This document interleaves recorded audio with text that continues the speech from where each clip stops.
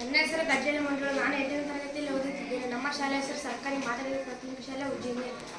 ನಾವು ಇದನ್ನ ನೀರು ಕೊಡದ ನಾಡಿನ ಪಾಠಕ್ಕೆ ಸಂಬಂಧಿಸಿದಂತೆ ಜಾಹೀರಾತುಗಳ ಬಗ್ಗೆ ಕಿರು ಸಂಭಾಷಣೆ ಮಾಡುತ್ತಿದ್ದೇವೆ.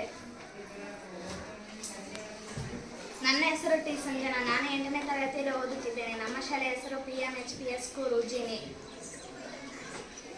ನನ್ನ ಹೆಸರು ಡಿ ಪುಷ್ಪ. ನಾನು 8ನೇ ತರಗತಿಯಲ್ಲಿ ಓದುತ್ತಿದ್ದೇನೆ. ನಮ್ಮ ಶಾಲೆ ಹೆಸರು GMHPS ಉಜ್ಜಿನಿ.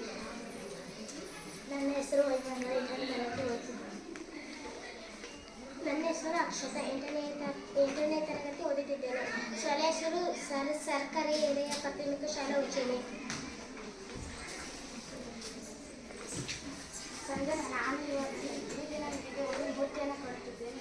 ಅದು ಸಾಮಾನ್ಯದ ಮೂರ್ತಿ ಅಲ್ಲ, ಇದು ನಮ್ಮ ಪರಂಪರಾಗತವಾಗಿ ಬಂದಿದ್ದು ಮತ್ತು ಇದನ್ನು ನೀವು ಹೇಗೆ ಕಾಪಾಡ್ತೀವಿ ಅನ್ನೋದು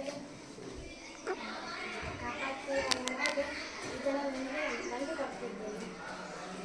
ಮತ್ತು ಇವತ್ತು ಗುರುವಾರ, ಇವತ್ತು ನಾನು ರಾಯರ ದರ್ಶನ ಮಾಡುತ್ತಿದ್ದೇನೆ ಅಂದ್ಕೊಂಡಿದ್ದೀನಿ. ನಾನು ಸರಿ ನೋಡಿ, ಈ ಮೂರ್ತಿ ಎಷ್ಟು ಚೆನ್ನಾಗಿದೆ, ಆದರೂ ಭಾರಿ ಕಪ್ಪಾಗಿದೆ. ಇದನ್ನ ಹೆಂಗೆ ತೊಳಿಬೇಕು? ನಾನು ಪೂರ ತಂದಿದ್ದೀನಿ, ತೊಳೆಯೋಣ. ಇದರಲ್ಲಿ ತೊಳೆದ್ರೆ ಬೆಳಗಾಗ್ಬೋದಾ?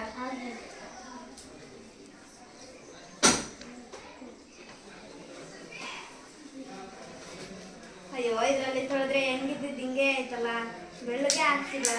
ಏನಂತಾಗ ಶಾಂಪು ಐತಿ, ಇದನ್ನ ತೊಳೆದ್ರೆ ಬೆಳ್ಳಗಾಗ್ಬೋದ? ನೋಡ,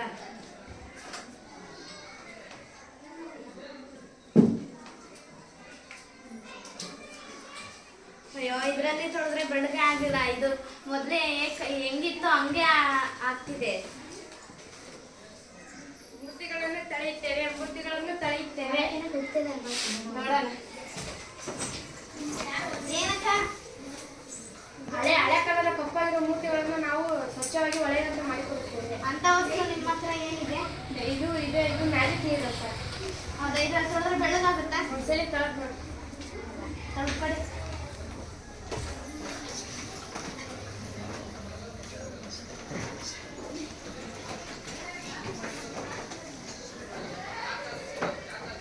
ನಾವು ಎಷ್ಟೊಂದು ಪ್ರಯತ್ನ ಮಾಡಿದ್ರು ಬೆಳಗಾಗಲೇ ಇಲ್ಲ. ಇದು ಒಂದು ಸ್ವಲ್ಪ ನೀರಿಲ್ಲಿ ತೊಳೆದ್ರೆ ಎಷ್ಟು ಬೆಳಗಾಯ್ತಲ್ವಾ? ಇಷ್ಟೊಂದು ದುಡ್ಡು ಖರ್ಚು ಮಾಡಿಬಿಟ್ಟು ನಮ್ಮಲ್ಲೇ ನೀರಿದ್ದು ನಾವು ಒಂದು ಸಾರಿ ನೋಡಲಿಲ್ಲ ತೊಳೆದು. ನಮಸ್ಕಾರ.